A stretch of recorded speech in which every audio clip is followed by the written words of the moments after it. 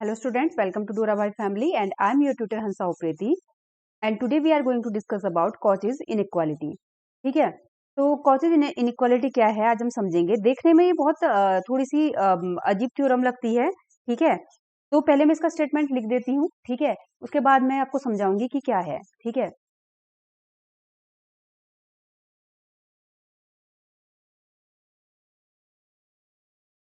ठीक है, Cauchy's inequality।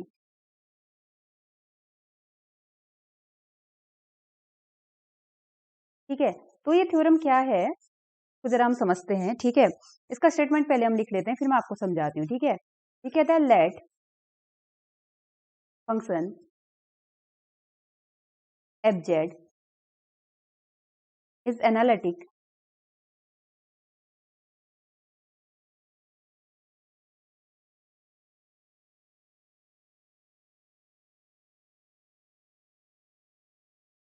is analytic in domain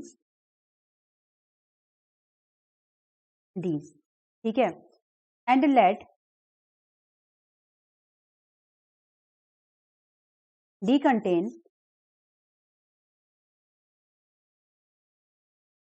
interior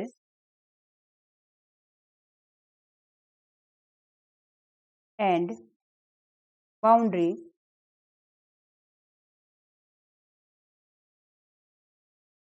of circle।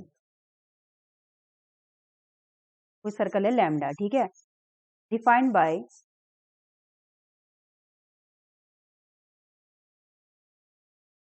z minus z naught is equals to rho if magnitude of या modulus of z fz less than equals to m। ठीक है, on lambda then f n z less than equals to n factorial over m over rho raised to power n। ठीक है, इसका हम proof करेंगे। मैंने ये क्यों लिखी पता है पहले, क्योंकि ना जब मेरे टाइम भी मुझे ऐसा होता था कि जब हमें ऐसा दिखाई देता है ना less than equals to m, ये लेस देन इक्वल्स टू का साइन, तो ये हमें काफी डिफिकल्ट थ्योरम लगती है। ठीक है, तो मुझे ऐसा लगा कि पहले आपको रियलाइज कराना चाहिए कि आपको डिफिकल्ट दिख रहा है। ठीक है, अब मैं आपको थ्योरम समझाती हूँ कि एक्चुअल में ये थ्योरम है क्या। ठीक है, तो देखिए सिंपल से थ्योरम ये कह रही है लेट, ये कोई डोमेन है। डोमेन मतलब जिस रीजन को हमें डिफाइन किया होता है। ठीक है, ये डोमेन है। डोमेन मतलब हमारा कोई एरिया या रीजन जिसके बारे में हमें पता है और उससे आउटसाइड हमें कुछ भी नहीं पता है। ठीक है, हमें इस रीजन के बारे में बात कर रहे हैं। ठीक है, मतलब यही क्या है, आपकी प्रॉपर्टी है पूरी, आप इससे बाहर का कुछ नहीं जानते हैं। ठीक है, और ये आपसे कहता है कि ये जो डोमेन है वो डिफाइंड है कैसे, एफजेड से। मतलब कोई डोमेन एफजेड से डिफाइंड, इसका कहने का क्या मतलब होता है, अगर मैं ये कहती हूँ कि ये सर्कल मेरा y equal to x square से डिफाइंड है, इसका मतलब ये बता देता है कि मुझे पता है कि x की एवरी वैल्यू के लिए मेरी y की क्या वैल्यू आने वाली है। मतलब x की वैल्यू अगर मैं डिफरेंट डिफरेंट पुट करूं तो मेरे y की क्या वैल्यू आने वाली है। सेम ऐसे ही अगर मैं z की डिफरेंट डिफरेंट वैल्यू पुट करूं तो मेरी फंक्शन की क्या वैल्यू आने वाली है, मतलब एक कर्व कैसा बनेगा, सब कुछ हमें इसके बारे में पता होगा। ठीक है, ये तो आपको पता ही है। तो ये हमारी बात होती है। ठीक है, अब ये कहता है कि f z is analytic in this domain. ठीक है, एफजेड क्या है हमारा, एनालिटिक है। ठीक है, इस डोमेन में, इसमें इन डोमेन डी। ठीक है, अभी मैं आपको रफली समझा रही हूँ, मतलब इसमें कोई भी सिंगुलर पार्ट नहीं है। ठीक है, कोई भी ऐसे होल गड्ढा इसमें नहीं है जो हमने रीजन एक्सक्लूड कर रखा है, मतलब ड्यू टू इसके सिंगुलरिटी। ठीक है, ड्यू टू सिंगुलरिटी हमने कोई भी पार्ट इसमें क्या नहीं कर रखा है, एक्सक्लूड नहीं कर रखा है। ठीक है, मतलब एफजेड एनालिटिक है हर जगह पे। ठीक है, अब दूसरी चीज क्या है, इसका अगर एक पॉइंट है हमारा, ऐसा कहता है जेड नॉट। ठीक है, उसमें अगर आपको ना जेड नॉट पे अगर आपको ना nth डेरिवेटिव निकालना है, ये मतलब ये थ्योरम ही इसके लिए nth डेरिवेटिव निकालना है, उसका मैग्नीट्यूड निकालना है। ठीक है, और ये याद रखना कि किसी का मैग्नीट्यूड क्या होता है, अगर हमारे पास कोई नंबर है जेड एक्स प्लस आई वाई, ठीक है, तो इसका मैग्नीट्यूड मतलब क्या होता है, या इसका मॉडुलस मतलब क्या होता है, रियल पार्ट का स्क्वायर प्लस इमेजनरी पार्ट का स्क्वायर, ये होता है ना। ठीक है, तो हम यहाँ पूरे जिस मैग्नीट्यूड की आर्ग्यूमेंट की बात करें वो हम करें इमेजनरी पार्ट का स्क्वायर प्लस रियल पार्ट का स्क्वायर, ठीक है। अगर कोई हमारा जेड ऐसा है जिसमें जो हमारे पास क्या है 2 प्लस 3i है, तो इसका मैग्नीट्यूड हमारे पास क्या हो जाएगा 2 स्क्वायर प्लस 3 स्क्वायर हो जाएगा, ठीक है। अगर कोई हमारा रियल नंबर है सपोज 2, तो इसका मैग्नीट्यूड क्या होगा आपके पास, इसको हम 2 प्लस 0i लिख सकते हैं, तो हमारे पास क्या हो जाएगा 2 square plus 0 square. That means ये क्या रहेगा हमारे 2 का स्क्वायर अगेन 2 ही आ जाएगा।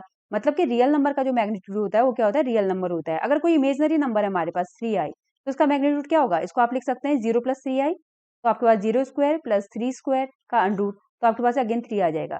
मतलब कि कॉम्प्लेक्स नंबर का जो मॉडुलस होता है वो रियल पार्ट का स्क्वायर प्लस इमेजनरी पार्ट का स्क्वायर होता है, ठीक है।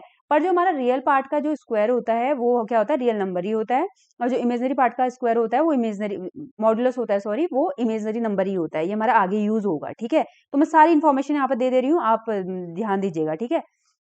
तो हमारे पास क्या आ जा रहा है एफ एन जेड नॉट, ठीक है। ये कहता है कि जो अगर उस फंक्शन का हम एन टाइम्स डेरिवेटिव करेंगे और किसी जेड नॉट पॉइंट पर, ठीक है, ये तो हमारा क्या आएगा, एक फिक्स नंबर ही आएगा ना। जैसे मैं ये कहूं कि मेरे पास कोई कर्व है, मुझे इस पॉइंट पे जेड इक्वल टू 2 पर इसका क्या निकालना है, स्लोप निकालना है, ठीक है, या इसका डेरिवेटिव निकालना है।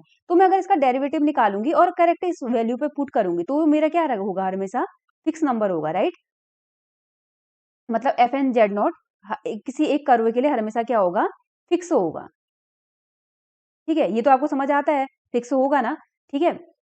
तो अब ये थ्योरम क्या कहती है, ये थ्योरम ये कहती है कि अगर आप इसके चारों एक सर्कल बना रहे हैं जिसका नाम उसने लैम्डा दे दिया है, उस सर्कल का नाम उसने क्या दे दिया, लैम्डा, जिसकी रेडियस क्या है हमारी, रो है, ऐसा कहता है, ठीक है। और अगर आपको पता है कि इस सर्कल में एफजेड के जो मॉडुलस है उसकी मैक्सिमम वैल्यू क्या हो सकती है, एम हो सकती है, या तो एम होगी या तो एम से क्या होगी, लेस होगी। तो ये थ्योरम क्या कहती है, जो हमारा एफ एन जेड नॉट का जो मैग्नीट्यूड है, ठीक है, मॉडुलस है, उसकी वैल्यू क्या आ जाएगी आपकी, मैं इक्वल लगा रही हूँ यहाँ पे, ठीक है, वो हो जाएगी एन फैक्टोरियल ओवर रो, ठीक है, जो इसका वो है रेडियस है, और उसके बाद हमारा यहाँ पे क्या आ जाता है, एम, ठीक है। तो सिंपल सी बात इतनी है कि अगर आप ये सर्कल ले रहे हैं, आपको इसमें इसकी मैक्सिमम वैल्यू पता है एम है करके, ठीक है, इसमें आपको एफजेड के मैग्नीट्यूड की मैक्सिमम वैल्यू एम पता है, ठीक है। तो आप यहाँ एम रखेंगे, आप इसकी रेडियस रखेंगे, तो सिंपली आपको ये एफ एन जेड नॉट का क्या मिल जाएगा, मैग्नीट्यूड मिल जाएगा, ठीक है। अगर आप एक कोई बड़ा सर्कल बनाते हैं इसके बाहर सपोज, ठीक है, आपने कोई ये तो आपका लैम्डा 1 हो गया, सपोज आपने लैम्डा 2 कोई और सर्कल बना दिया इसके बाहर, जिसकी रेडियस क्या है, इसकी रेडियस में रो 1 मान लेती हूँ, इसकी रेडियस रो 2 मान लेती हूँ, ठीक है। तो मैं यहाँ पे रो 1 लिख देती हूँ, और इसका जो वो है मैग्नीट्यूड है m1 था सपोज, ठीक है। अब मैं बाहर वाले की बात करूं, बाहर वाला क्या है हमारा, इसकी रेडियस क्या है, रो 2 है। सपोज इसमें एफ जेड का जो मैग्नीट्यूड है उसकी मैक्सिमम वैल्यू क्या होती है, m2 होती है, या m2 से क्या होती है, लेस होती है। तो एफ एन जेड नॉट तो फिक्स है हमारा, ठीक है। तो अगर आपने बड़ा सर्कल लिया, आपको बड़े सर्कल की भी इन्फॉर्मेशन पता है, तो यहाँ पे भी क्या आएगा आपकी वैल्यू एन फैक्टोरियल, आपका आएगा m2 ओवर रो 2 आ जाएगा, ठीक है। मतलब कि ये अब जो आपका पास ये रेशियो है ये क्या रहने वाला है, कांस्टेंट रहने वाला है। मतलब कि सिंपल सी बात इतनी सी है, ठीक है, कंफ्यूज नहीं होना है। अगर हमारे पास कोई डोमेन दे रखा है, ठीक है, उसके किसी पॉइंट जेड नॉट पे अगर आपने क्या निकालना है, nth डेरिवेटिव की वैल्यू निकालनी है, उस फंक्शन के nth डेरिवेटिव की वैल्यू निकालनी है, ठीक है। तो आपने क्या करना है, एक सर्कल ड्रॉ करना है जिसका सेंटर वो पॉइंट होगा जिस पॉइंट में हमें डेरिवेटिव निकालना है, ठीक है। एक सर्कल ड्रॉ करना है, उसमें क्या आपने क्या करना है, आपने एफ जेड की आपको क्या पता होनी चाहिए, मैक्सिमम वैल्यू पता होनी चाहिए, ठीक है। एफ जेड की मैक्सिमम वैल्यू क्या है वहां पे, एफ जेड की मैग्नीट्यूड की, ठीक है। तो डायरेक्टली इसका रिलेशन किसके साथ आ जा रहा है, एफ जेड की मैक्सिमम वैल्यू के साथ रिलेशन आ जा रहा है, और उसकी रेडियस के साथ रिलेशन पता चल जा रहा है हमें, ठीक है। तो हमें फिर इतने बार डेरिवेटिव करने की जरूरत है ही नहीं, हमें एन टाइम डेरिवेटिव करने की जरूरत है ही नहीं, बस हमें मैक्सिमम वैल्यू चाहिए, इस रेडियस में इसकी मैक्सिमम वैल्यू क्या होगी, ठीक है। और हमें क्या चाहिए दूसरा, इसकी रेडियस पता होनी चाहिए, और बाकी हमें कुछ भी नहीं पता, ठीक है। तो ये हो जाएगा हमारे पास। तो थोड़ा थोड़ा आप रिलेट करने की कोशिश करिए, ठीक है। तो कॉची इनइक्वालिटी क्या कहते हैं, let function f z is analytic in domain d, ठीक है, हमारे पास कोई डोमेन है डी, ठीक है, मतलब ये पूरा डोमेन मतलब ये रीजन है पूरा सा, ठीक है, ये एरिया है पूरा, ठीक है। And F z is a function, analytic function, मतलब ये जो हमारा पूरा कर्व डिफाइन होता है वो एफ जेड से डिफाइन होता है। मतलब अगर आप एक्स की डिफरेंट वैल्यू रखेंगे तो वाई की डिफरेंट वैल्यू कैसी आ रही है, वैसे इससे में ऐसे एफ जेड की आपकी डिफरेंट डिफरेंट वैल्यू यहाँ पे वो आएंगी, पुट होंगी, ठीक है। और एफ जेड हमारा क्या एनालिटिक है, मतलब कोई भी वैल्यू पुट करने पर ये इनफाइनाइट नहीं देगा, ठीक है, नहीं देगा, ठीक है, एनालिटिक है, ठीक है। दूसरा हमारा क्या कहता है, और हमारा क्या है, इसके इंटीरियर में और बाउंड्री में एक सर्कल क्या है हमारा डिफाइंड है, ठीक है। और मतलब हम ये कह देते हैं कि और जिसका जो सेंटर है और वो डिफाइन कैसे है, z minus Z not is equal to rho, मतलब मैंने आपको प्रीवियस लेक्चर में बता रखा है। इसका मतलब होता है कि इस अगर ऐसा कहीं पे दिख जाए, इसका मतलब होता है कि जेड नॉट इस सर्कल का सेंटर है, ठीक है। जब आप इस इक्वेशन को खोलते हैं तो आपके पास आता है x minus a whole square plus y minus b whole square equal to rho square type की आपकी कुछ इक्वेशन आती है इसमें, ठीक है। तो जेड नॉट इसका क्या है, सेंटर है। मैंने आपको पीछे सॉल्व करके देख रखा है, आप देख लीजिए, ठीक है। तो ये क्या कहता है कि अगर एक हम इसके इंटीरियर पार्ट पे एक सर्कल बनाएं जिसका जो सेंटर है वो जेड नॉट है, ठीक है, उसकी रेडियस क्या है, रो है। जिस सर्कल को हमने क्या नाम दे रखा है, लैम्डा नाम दे रखा है, ठीक है। If f z less than equal to m, और हमें इसमें ये पता है कि एफ जेड की जो मैक्सिमम, एफ जेड की जो मैग्नीट्यूड है, जो ये फंक्शन है इसकी जो मैग्नीट्यूड है इस सर्कल के अंदर, उसकी मैक्सिमम वैल्यू कितनी है हमारे पास, एम है। और या तो उससे क्या है, लेस वैल्यू होगी, मतलब बाकी जगह पे लेस होगी, सब पर सबसे मैक्सिमम वैल्यू क्या है हमारे पास, एम है, ठीक है। ऑन लैम्डा कह रहा है, मतलब कि इस सर्कल के अंदर, ठीक है। तो ये कहता है कि then f n z is less than equal to n factorial over m over rho raise to power n. अगर आपका एफ एन जेड कोई बहुत ही ज्यादा डिफिकल्ट फंक्शन है तो आपको उसको कोई डिफरेंशिएशन करने की जरूरत नहीं है, कोई मैग्नीट्यूड निकालने की जरूरत नहीं है। बस आपको एफ जेड की मैक्सिमम वैल्यू पता होनी चाहिए इस सर्कल में, आपको सर्कल का रेडियस पता होना चाहिए, आप डायरेक्ट वैल्यू पुट करिए, आपका आंसर आ जाएगा, ठीक है। तो हम इसका क्या करते हैं, प्रूफ करते हैं, ठीक है। तो जैसे हमें दे रखा है कि z minus Z not is equal to rho दे रखा है, और एफ जेड हमें क्या दे रखा है, एफ जेड का मैग्नीट्यूड हमें क्या दे रखा है, लेस देन इक्वल टू क्या दे रखा है, एम दे रखा है, ठीक है। और हमें क्या दे रखा है, z minus Z not is equal to हमें क्या दे रखा है, रो, मतलब हमें ये दो चीजें क्या हो रही है, दी हुई है, ठीक है। तो ये जो हमारी इक्वेशन है थोड़ी थोड़ी कॉची इंटीग्रल फॉर्मूला की ऐसी दिखाई दे रही है, राइट। तो हम क्या करते हैं, कॉची इंटीग्रल फॉर्मूला यूज करते हैं, एफ एन जेड नॉट है हमारा, ठीक है, ठीक है। कॉची इंटीग्रल फॉर्मूला और nth डेरिवेटिव,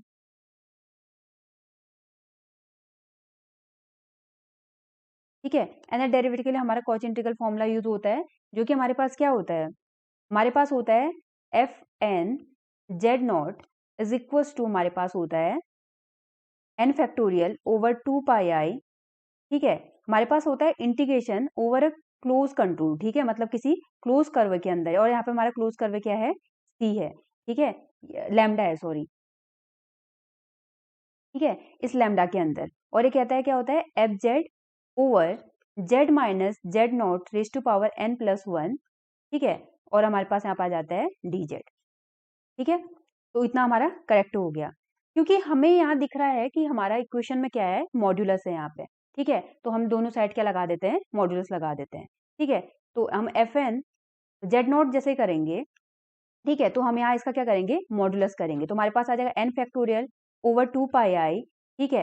हमारे पास आ जाएगा इंटीग्रेशन ऑफ, ये लैम्डा के अंडर कर रहे हैं हम, लैम्डा मतलब हमने इस सर्कल का नाम क्या दिया है, अंदर वाले को लैम्डा दिया है, यहाँ पे लैम्डा डिफाइन किया है, सर्कल लैम्डा, ठीक है। तो हमारे पास यहाँ पे क्या आ जा रहा है, एफ जेड आ जा रहा है, और हमारे पास यहाँ पे क्या आ जा रहा है, z minus Z naught raise to power क्या आ जा रहा है हमारे पास, एन प्लस वन आ जा रहा है, और हमारे पास क्या आ जा रहा है, डी जेड आ जा रहा है, ठीक है। ये हमारे पास आ गया। तो स्टूडेंट हमारे पास एक प्रॉपर्टी होती है, ठीक है, अगर हमारा कोई फंक्शन है एफ जेड, ठीक है, वो हमारा इस टाइप का है, A1 और A2 टाइप का है, ठीक है। इसका अगर हमें ना मैग्नीट्यूड निकालना है तो इसका मैग्नीट्यूड को हम लिख सकते हैं magnitude of A1 into magnitude of A2, ठीक है। मतलब मैग्नीट्यूड क्या हो जाता है हमारा, वो हो जाता है, मल्टीप्लाई हो जाता है, ठीक है। इसको आप यूलर फॉर्मूला से यूज करके कर सकते हैं, e पावर आई थीटा के फॉर्म में ब्रेक करके तोड़ सकते हैं, ठीक है। इसको Z1 लिख देती हूँ, इसे Z2 लिख देती हूँ, तो आपको ज्यादा क्लियर रहेगा,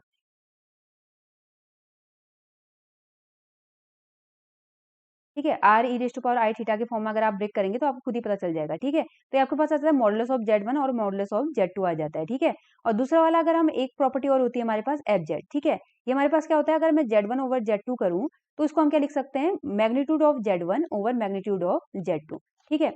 कैसे, सिंपल सी बात है, magnitude of Z1 over Z2 अगर आप करेंगे, ठीक है, सपोज Z1 हमारा क्या है, R1 e raise to power I theta है, ठीक है। और Z2 हमारा क्या है, R2 e raise to power क्या है, आई थीटा 2 है, ठीक है। ये थीटा 1 है, थीटा 2 है। तो आप Z1 और Z2 करेंगे, ठीक है, Z1 और Z2 करेंगे तो आपके पास क्या आ जाएगा, R1 R2 e raise to power I theta 1 plus theta 2, ठीक है, ये आ जाएगा आपके पास। अगर आप अब इसका मैग्नीट्यूड निकालने जा रहे हैं तो आपके पास क्या आ जाएगा, मैग्नीट्यूड ऑफ अगर आप इसका मैग्नीट्यूड निकालेंगे तो ये आपका कैसा बन जा रहा है, R1 R2 और E raise to power I theta 1 plus theta 2, तो ये आपका क्या वाला पार्ट बन जा रहा है, ये आपके पास आर्ग्यूमेंट वाला पार्ट बन जा रहा है और आपके पास ये कौन सा बन जा रहा है, एम्पलीट्यूड वाला पार्ट बन जा रहा है, ठीक है। तो सिंपली आप इसे क्या लिख लेंगे कि इसका जो एम्पलीट्यूड है, जो इसका जो क्या है मैग्नीट्यूड है, वो क्या आ रहा है आपके पास, R1 R2 आ जा रहा है। तो R1 क्या है हमारा, मैग्नीट्यूड ऑफ Z1 और R2 हमारे पास क्या है, मैग्नीट्यूड ऑफ Z2, ठीक है।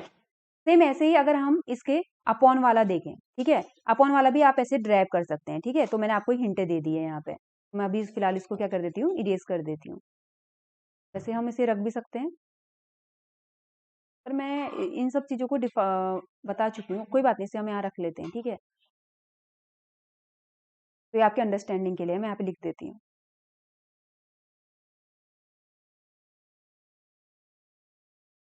फॉर अंडरस्टैंडिंग, ठीक है। तो ये वाला हमारा प्रॉपर्टी यहाँ पे लगेगी, ठीक है। तो एफ एन जेड नॉट को हम ऐसे रहने देते हैं, एफ एन जेड नॉट को ऐसे रहने देते हैं, ठीक है।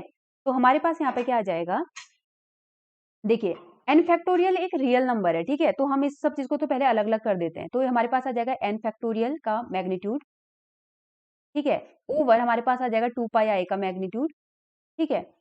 और अगर हम इसको यहाँ पर वो करेंगे तो यहाँ पर हमारे पास आएगा इंटीग्रेशन ऑफ लैम्डा, ठीक है, हमारे पास आ जाएगा f z over z minus Z naught raise to power n plus 1, ठीक है, डी जेड का मैग्नीट्यूड, ठीक है। यहाँ तक तो कोई प्रॉब्लम नहीं है। देखिए एन फैक्टोरियल एक रियल नंबर है और मैंने अभी आपको पीछे बता रखा है कि रियल नंबर का जो हमारा मैग्नीट्यूड होता है, रियल नंबर का जो मैग्नीट्यूड होता है, जैसे 2 + 0i आपने कर रखा है, वो क्या होता है, खुद एक रियल नंबर ही होता है, ठीक है।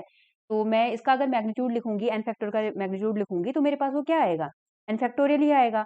और इमेजनरी नंबर का भी मैग्नीट्यूड मैंने आपको बता रखा है, इमेजनरी नंबर ही आता है, ठीक है। मैंने आपको यहाँ पे एग्जाम्पल भी दे रखा है, क्या दिया है, 0 + 3i दे रखा है, ठीक है। तो इसका जो आप मैग्नीट्यूड निकालेंगे, रियल नंबर का स्क्वायर प्लस इमेजनरी नंबर का स्क्वायर, आपके पास क्या आएगा, इमेजनरी नंबर ही आएगा, ठीक है। तो यहाँ पे आपके पास क्या है, इमेजनरी नंबर ही आया। अब बात करते हैं यहाँ पे क्या होता है, ठीक है। यहाँ पे हम क्या करते हैं, अगर हम इंटीग्रेशन को बाहर ले लें, ठीक है, इंटीग्रेशन को बाहर ले लें,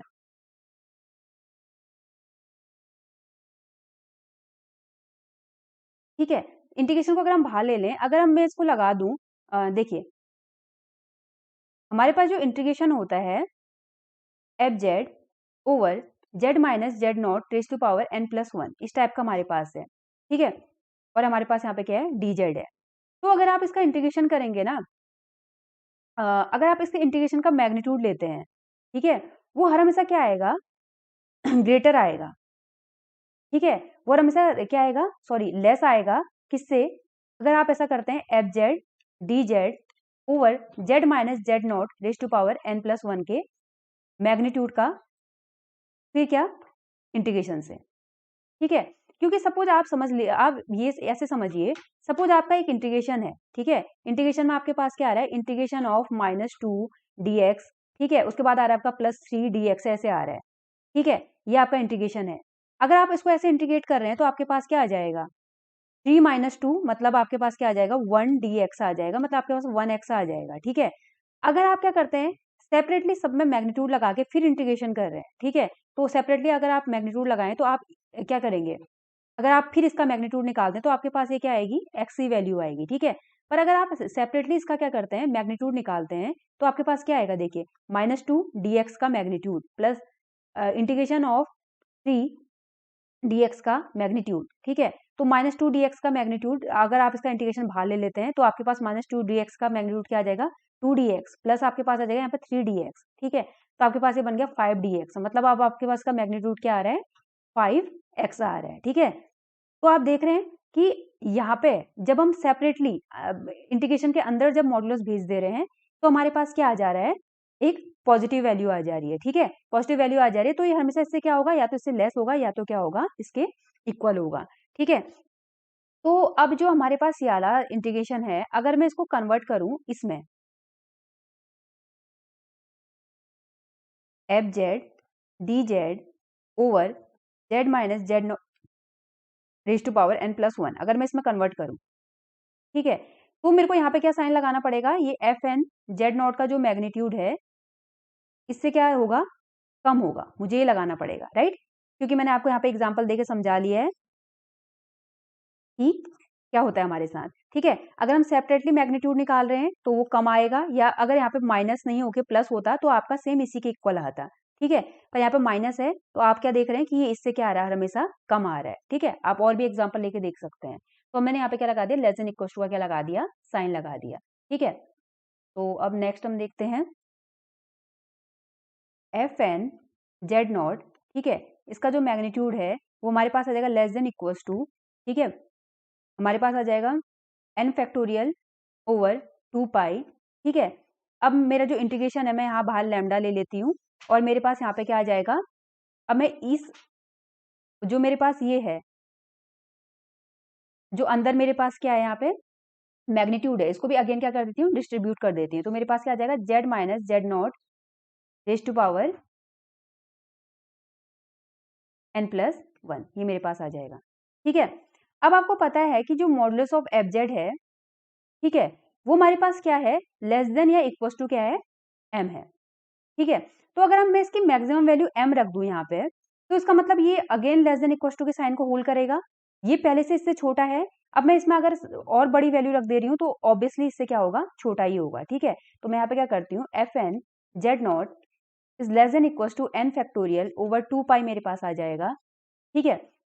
और मेरे पास यहाँ पे क्या आ जाएगा, एफ जेड का जो मैग्नीट्यूड है वो मेरे पास क्या है, m है, ठीक है। तो m कांस्टेंट है तो m को मैं बाहर लिख लेती हूँ। मेरे पास यहाँ पे लैम्डा आ जाएगा और मेरे पास यहाँ पे क्या आ जाएगा, डी जेड आ जाएगा और मेरे पास क्या आ जाएगा, जेड माइनस जेड नॉट का जो मैग्नीट्यूड है, ठीक है, ई रेज टू पावर n+1 का मेरे पास क्या आ जाएगा, मैग्नीट्यूड। अब मुझे यहाँ पे डी जेड का मैग्नीट्यूड निकालना है और मुझे ये करना है, ठीक है। एक मिनट, ठीक है। अगर मैं उसको जो मेरे पास जेड है उसको मैं क्या लिख दूं, rho E raise to power I theta लिख दूं, तो मेरे पास डी जेड क्या हो जाएगा, मेरे पास डी जेड हो जाएगा, रो तो मेरा कांस्टेंट है, E raise to power I theta into I D theta हो जाएगा मेरे पास, राइट, ठीक है। तो मैं इसकी जगह इसको पुट कर देती हूँ, ठीक है। यहाँ पे होगा जेड माइनस जेड नॉट, क्योंकि हमारे पास क्या है, सेंटर इसका ये है, ठीक है। तो मेरे पास डी जेड इक्व टू ये हो जाएगा, ठीक है। तो डी जेड की जगह मैं क्या कर देती हूँ, डी जेड का मैग्नीट्यूड, तो डी जेड का मैग्नीट्यूड क्या आ रहा है मेरे पास, और जेड माइनस जेड नोट की जगह मैं क्या पुट कर दूंगी, rho E raise to power I theta put कर दूंगी, ठीक है। तो मेरे पास क्या आ जाएगा, एफ एन जेड नॉट का modulus is less than equal to n factorial over 2 pi आ जाएगा मेरे पास, और यहाँ पे मेरे पास आ जाएगा m, यहाँ पे मेरे पास आ जाएगा लैम्डा, ठीक है। डी जेड की जगह मैं पुट कर देती हूँ, डी जेड का जो मैग्नीट्यूड हमें यहाँ पे लेना है, ये मेरे पास आ रहा है rho E raise to power I theta into I D theta आ रहा है, तो इसका मैग्नीट्यूड मेरे पास क्या आ रहा है,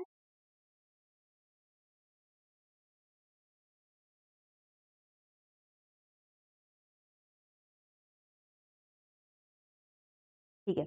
इसका मैग्नीट्यूड मेरे पास क्या आ रहा है, रो आ रहा है, ठीक है, इसका मैग्नीट्यूड रो आ रहा है, और साथ में मेरे पास क्या आ रहा है, डी थीटा आ रहा है, ठीक है। डी थीटा का, डी थीटा तो हमारा रियल नंबर है तो उसका तो मैग्नीट्यूड क्या होगा, रियल नंबर ही होगा, ठीक है। और जेड माइनस जेड नॉट को मैं क्या लिख सकती हूँ, रो रो टू दी पावर क्या लिख सकती हूँ, n+1 लिख सकती हूँ, ठीक है, क्योंकि जेड माइनस जेड नॉट का जो मैग्नीट्यूड है वो मेरे पास क्या आ रहा है, रो आ रहा है, ठीक है। तो मेरे पास क्या आ जाएगा यहाँ पे, f n z not is less than equal to n factorial over 2 pi, और मेरे पास यहाँ पे आ जाएगा m, और मेरे पास यहाँ पे आ जाएगा इंटीग्रेशन से अगर मैं बाहर लूंगी तो मेरा रो तो क्या आ जाएगा, बाहर आ जाएगा। और डी थीटा का अगर मैं पूरे सर्कल में अगर इंटीग्रेशन करूँ, डी थीटा मेरा क्या आ जाएगा, पूरे सर्कल में 2 पाई आ जाएगा, 2 पाई, और मेरे पास यहाँ पे क्या आ रहा है, रो रेस टू पावर n+1 आ रहा है, तो मेरे पास क्या आ जाएगा, रो रेस टू पावर n आ जाएगा, ठीक है। 2 पाई से 2 पाई मेरा कैंसिल हो गया, यहाँ पे n+1 मेरा आ रहा था, तो एक रो से एक रो कैंसिल हो जाएगा मेरा, तो मेरे पास क्या आ जाएगा, f n z not is less than equal to n factorial m over rho raise to power n, यहाँ पे rho raise to power n था, स्टेटमेंट जहाँ पे हमने लिखा है रेस टू पावर n ही लिखा है, ठीक है। तो यहाँ पे हमारा क्या आ जा रहा है, रो रेस टू पावर n आ जा रहा है, तो ये हमारी थ्योरम क्या हो गई, प्रूफ हो गई, ठीक है। तो स्टूडेंट आपको समझ आया होगा and this is ongoing course for learning more please subscribe this stream thank you and happy learning. अरे एक मिनट, देख लिए, पसंद आया वीडियो?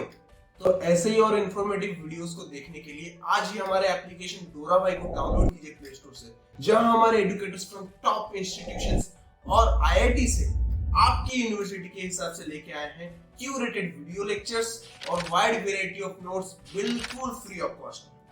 तो देरी किस बात की, आज ही हमारे और आपके डोरा भाई को डाउनलोड कीजिए प्ले स्टोर से और एग्जाम में फोड़ दीजिए।